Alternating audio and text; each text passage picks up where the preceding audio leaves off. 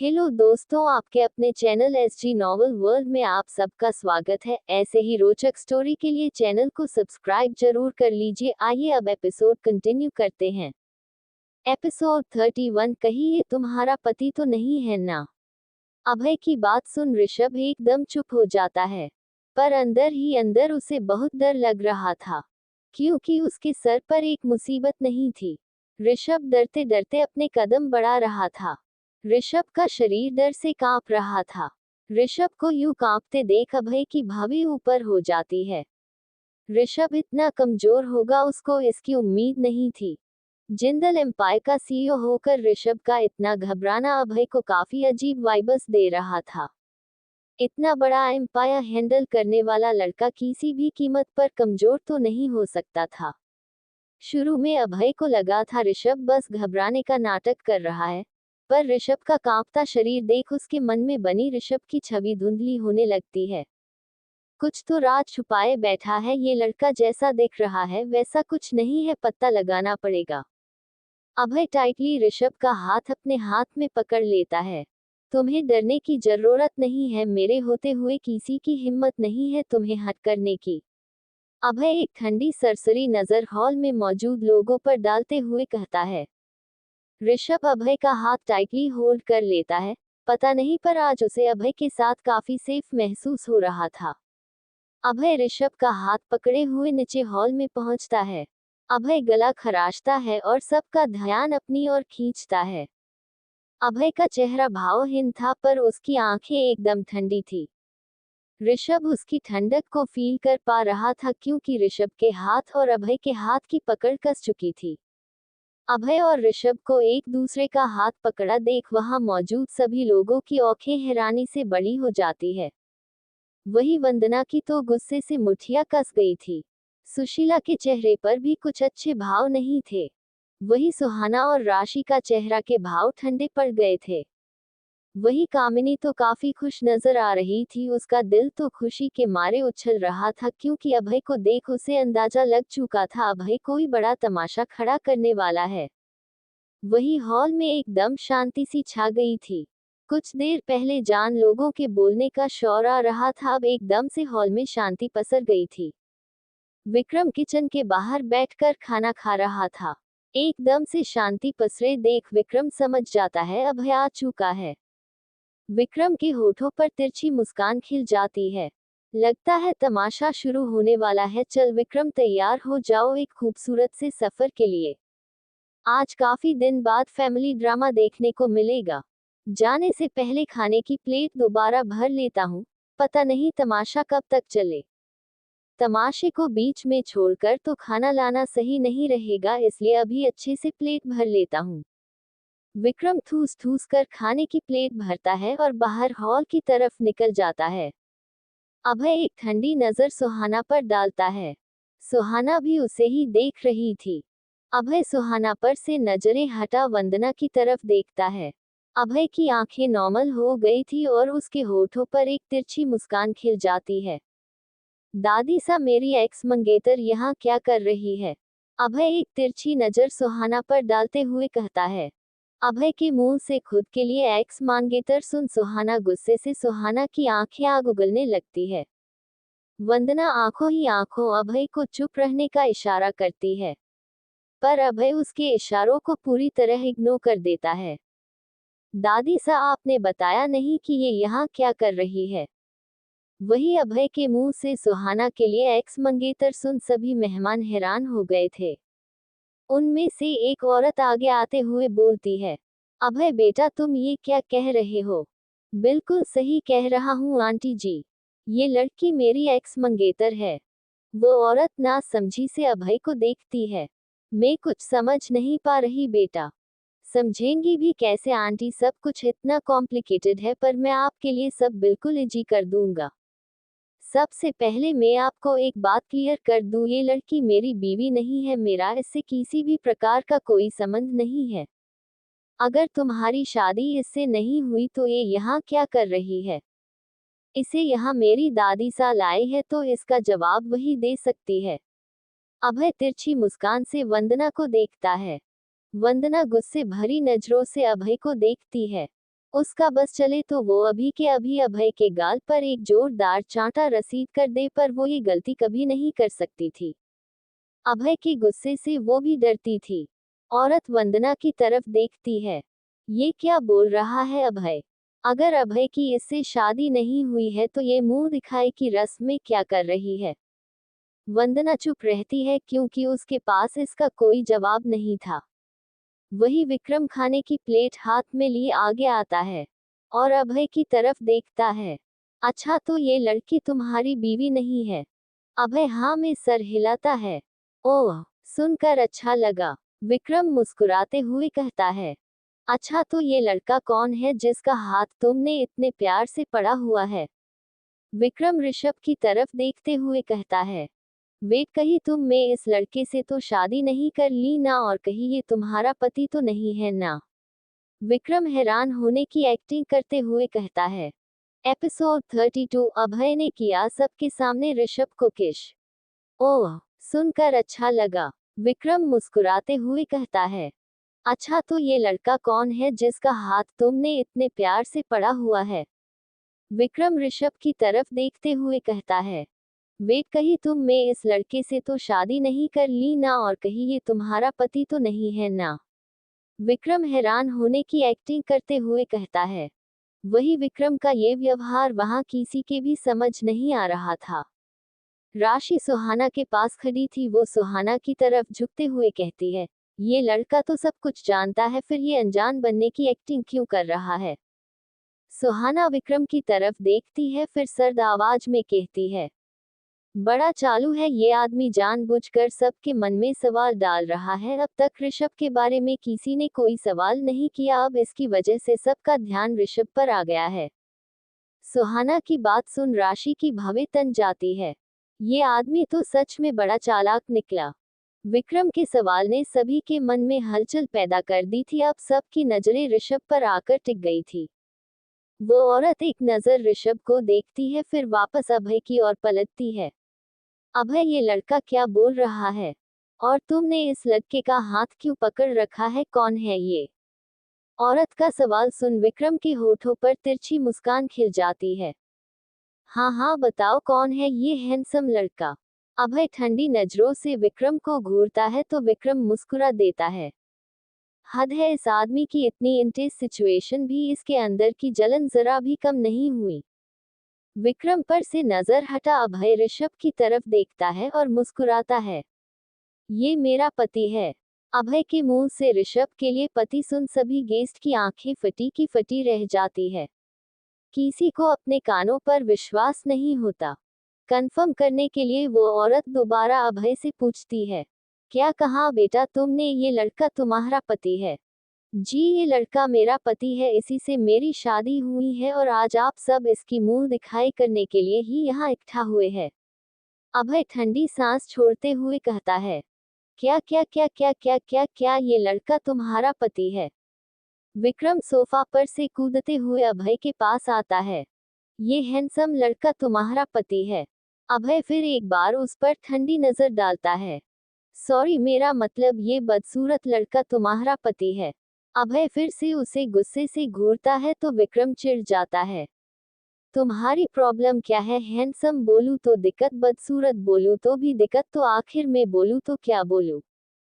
भाभी बोलो, अभय ठंडी आवाज में कहता है। ओह, तो ये मेरी भाभी है? हाँ। अभय की बातों ने वहां सबका दिमाग घुमा दिया। एक लड़के से शादी, ये उनका छोटा सा दिमाग डाइजेस्ट नहीं कर पा रहा था। एक और औरत सामने आती है। ये कैसा भद्दा मजाक है अभय, तुम एक लड़के से शादी कैसे कर सकते हो? वैसे ही जैसे एक लड़की से हो सकती है। सब कुछ किया है हमने, माला फेरे एंड ऑल। अभय गहरी मुस्कान के साथ कहता है। ऐसा नहीं हो सकता, एक लड़के से शादी हो ही नहीं सकती। पहली वाली औरत दोबारा बोलती है। किसी भी एंगल से लग नहीं रहा तुम्हारी शादी हुई है, तुम पक्का मजाक कर रहे हो। मुझे बिल्कुल भी विश्वास नहीं हो रहा। औरत की बात सुन अभय के होठों पर तिरछी मुस्कान आ जाती है। अभय ऋषभ की तरफ मुड़ता है।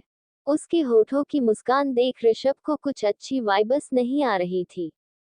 अभय की इस गहरी मुस्कान का राज ऋषभ समझने की कोशिश कर ही रहा था कि तभी एकदम से अभय उसकी कमर पर हाथ रखता है और उसे अपने एकदम करीब कर लेता है। ऋषभ की आंखें हैरानी से फैल जाती है।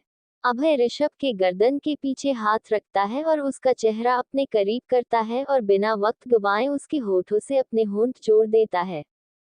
अभय की इस हरकत से ऋषभ का दिल उसके सीने से बाहर आने को हो गया था।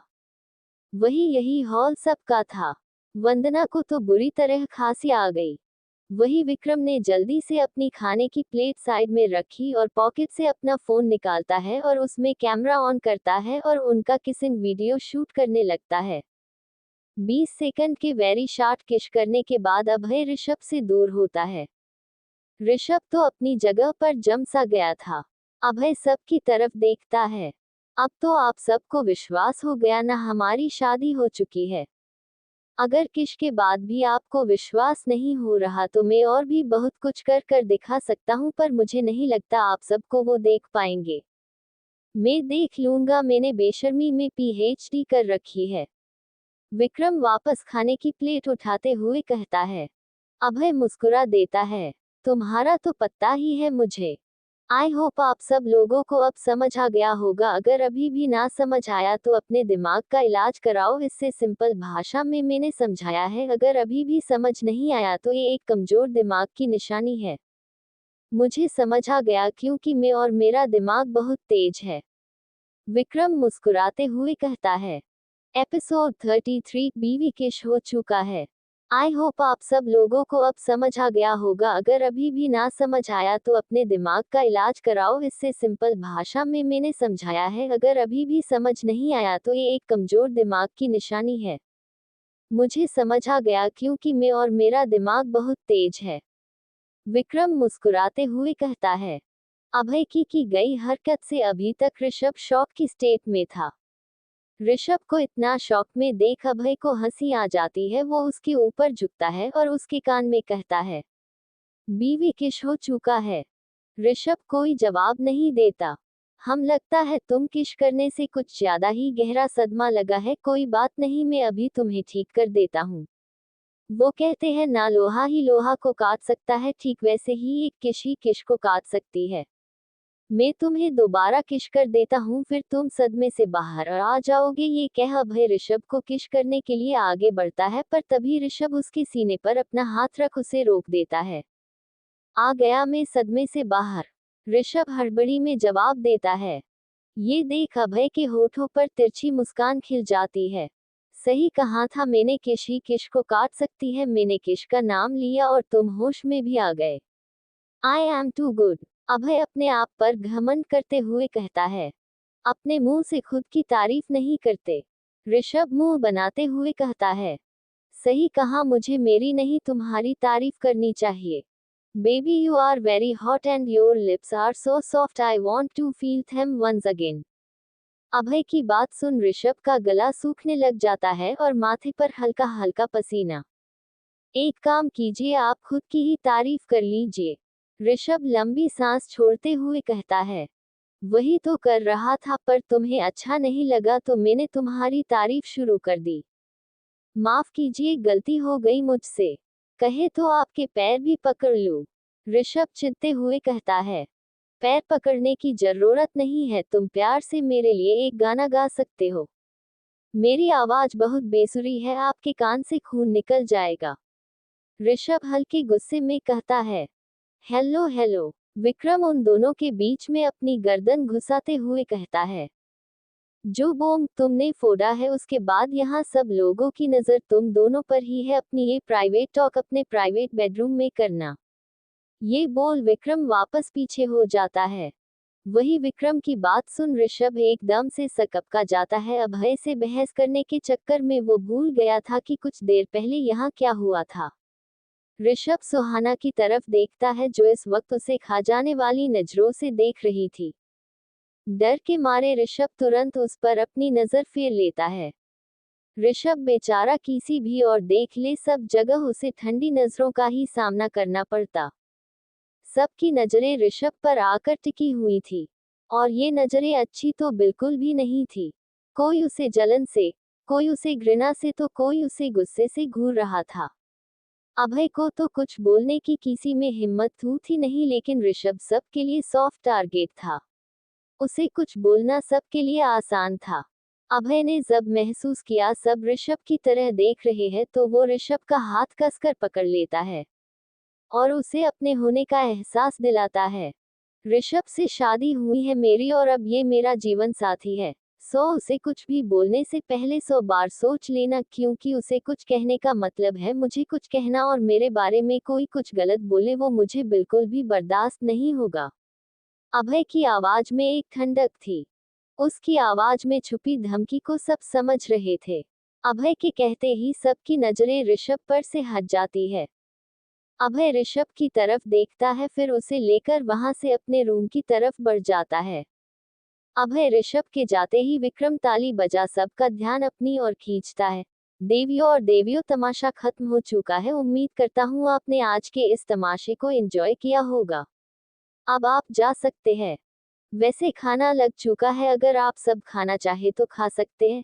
दाल मखनी बहुत ज्यादा टेस्टी बनी है और गुलाब जामुन तो बस पूछो ही मत, क्या गजब का स्वाद था उनका। वैसे आप सब की शक्ल देख लग नहीं रहा आपका कुछ खाने का मन है। अगर कुछ नहीं खाना तो जाइए अपने घर, बार बार तमाशा नहीं होने वाला। ये बोल विक्रम फिर से किचन में चला जाता है। अब इतना सारा खाना बचा है तो वो नहीं चाहता खाना वेस्ट हो। एपिसोड 34, ऋषभ को महल से निकालने की तैयारी। अभय ऋषभ को लेकर ऊपर कमरे में आ जाता है। सुनो बेबी, मैं अपनी मीटिंग को पोस्टपोन कर यहाँ आया था। मुझे अब वापस जाना होगा, तुम अपना ख्याल रखना और खाने की टेंशन मत लेना। मैंने विक्रम को बोल दिया है जब भी तुम्हारा कुछ खाने का मन करे तो उसे बोल देना, और खाना ही नहीं और भी कुछ चाहिए हो तो उसे बोल देना। उन्हें ऋषभ थोड़ा हिचकते हुए कहता है। विक्रम थोड़ा टेढ़ा है पर जिम्मेदार है। वो अपना काम और ड्यूटी पूरी ईमानदारी और सबसे इम्पोर्टेंट मैच्योरिटी से हैंडल करता है। अभय छोटी सी मुस्कान के साथ कहता है, अब मैं चलता हूँ, तुम अपना ख्याल रखना। अभय ऋषभ के कंधे पर हाथ रखता है, फिर तुरंत कमरे से बाहर निकल जाता है। अभय के जाते ही ऋषभ को एकदम से बेचैनी सी होने लगती है। आज जो कुछ नीचे हुआ उसके बाद तो ऋषभ पर बम फूटना तय था। अभय को तो कोई कुछ बोल नहीं सकता था, इसलिए अब सबका गुस्सा ऋषभ पर फटने वाला था। ऊपर आते हुए उसने सबके गुस्से भरे चेहरे देखे थे। सुहाना तो उसे ऐसे देख रही थी मानो कोई शिकारी अपने शिकार को देख रहा हो। अगर उसका बस चलता तो वो तभी ऋषभ पर टूट पड़ती, वो तो अभय उसके साथ, इसलिए सुहाना तो क्यों किसी ने भी कुछ बोलने की हिम्मत नहीं की। ऋषभ दुखी होकर बेड पर सिमट कर बैठ जाता है। वही अभय जो बॉम्ब नीचे हॉल में फोड़ कर आया था, उसका धुआं अभी तक नीचे फैला हुआ था। सारे गेस्ट जा चुके थे। जाते वक्त सब ने सुशीला और वंदना को खूब ताने दिए। राशि और सुहाना अभी भी वही थे। वंदना अपना सर पकड़ सोफे पर बैठी थी। अभय ने उसे कहीं मुंह दिखाने लायक नहीं छोड़ा था। जो रिश्तेदार कभी वंदना से नजर मिलाने की हिम्मत नहीं करते थे, वो सब आज उसके मुंह पर उसको सुना कर गए हैं। वो भी उसकी आंखों से आंखें मिलाते हुए। आज वंदना के अहंकार को चोट पहुंची थी और ये चोट बहुत ज्यादा गहरी लगी थी। वही वंदना तो कुछ बोलने की अवस्था में ही नहीं थी। मैं और अब ये सब बर्दाश्त नहीं कर सकती। वो लड़का अब और इस घर में नहीं रह सकता। वंदना गुस्से से चिल्लाते हुए कहती है। वंदना की बात सुन कामिनी की भौहें तन जाती है। मासा, ये क्या कह रही है आप? सही कह रही हूँ मैं, मुझे अब वो लड़का अपनी आंखों के सामने नहीं है, उसे यहाँ से जाना होगा। मासा, अभय कभी उसे यहाँ से जाने नहीं देगा। देखा नहीं कैसे आज उसने सबके सामने उसके होठों को चुम लिया। कामिनी सबके जले पर नमक लगाते हुए कहती है। वो पल याद वंदना की गुस्से से मुठिया कस जाती है। आज अभय ने जो हरकत की है ना, उसके बाद तो हम किसी से नजर मिलाने लायक नहीं बचे। अरे शादी वाली बात बताकर उसने पहले ही इतना तमाशा खड़ा कर दिया था, फिर ये किश करने की क्या जरूरत थी। बस अब बहुत हुआ, उस लड़के का कुछ ना कुछ तो करना पड़ेगा। जब तक वो यहाँ रहेगा हमें ये जिल्लत उठानी पड़ेगी। कामिनी फिर एक बार बोलती है, पर आप करेगी क्या उस लड़के का? वंदना राशि की तरफ देखती है। आपको ऋषभ को यहाँ से ले जाना होगा। वंदना की बात सुन राशि हल्का चौंक जाती है। पर तभी सुहाना उसके कोहनी पर हल्के से मारती है। मॉम, सही मौका है उस ऋषभ को साथ ले जाने का, मैं उसे अभय के साथ देख नहीं सकती। सुहाना के कहने पर राशि हाँ में सर हिला देती है।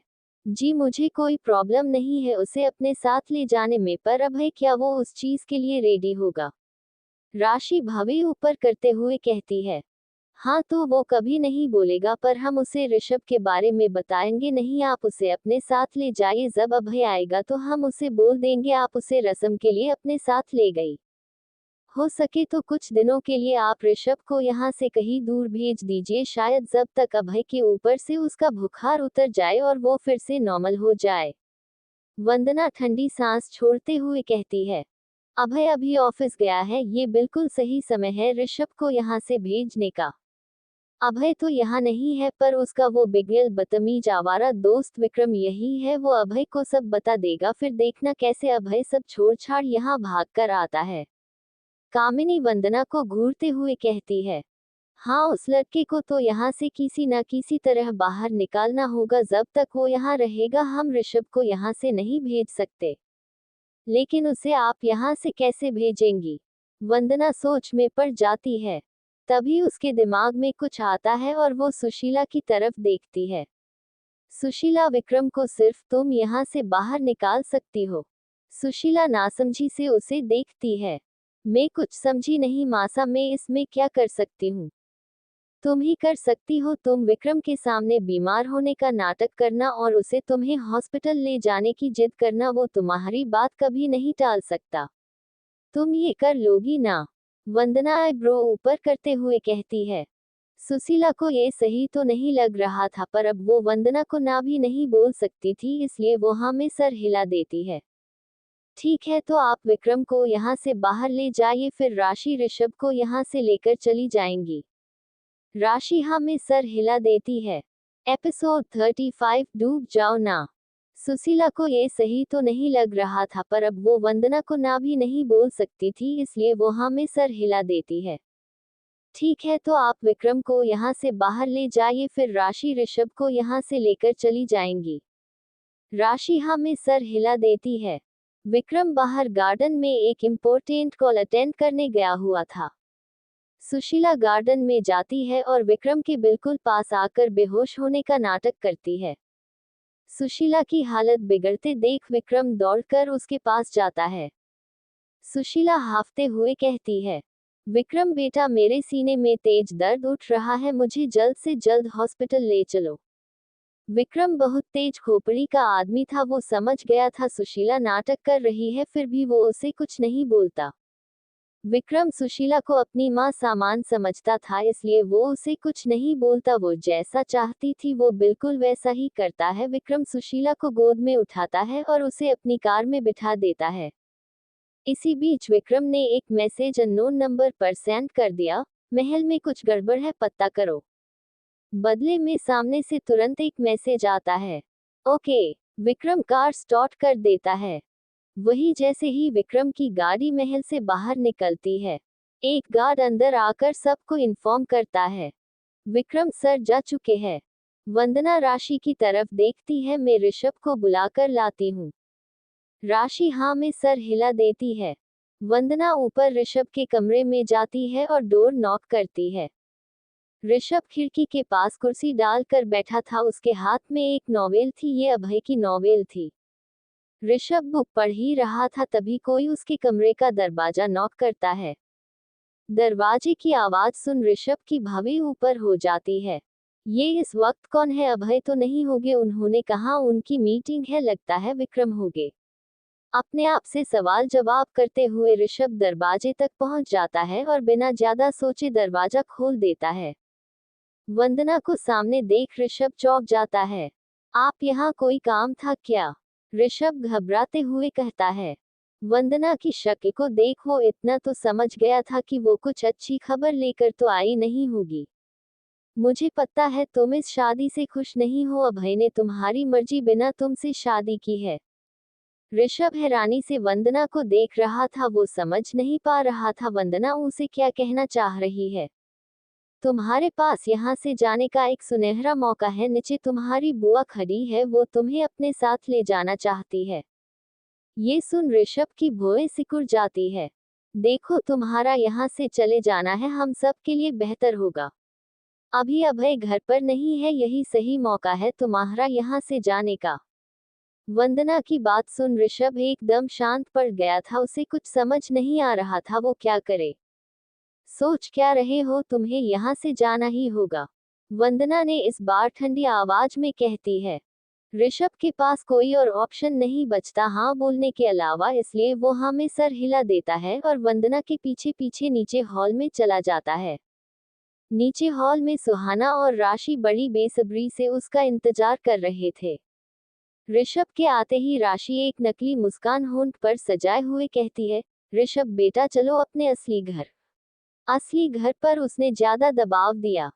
हाँ मेरे छोटे भाई, ये तुम्हारा असली घर नहीं है और ना ही अभय तुम्हारा पति है, सुहाना ने व्यंग से कहा। सुहाना और राशि के चेहरे देख ऋषभ का दिल जोर जोर से धड़कने लगता है। इस शादी के बाद वो पहले से ही उस पर चिढ़े हुए थे। राशि वंदना को बाय बोल ऋषभ और सुहाना को लेकर वहां से चली जाती है। बाहर ड्राइवर कार के साथ तैयार था।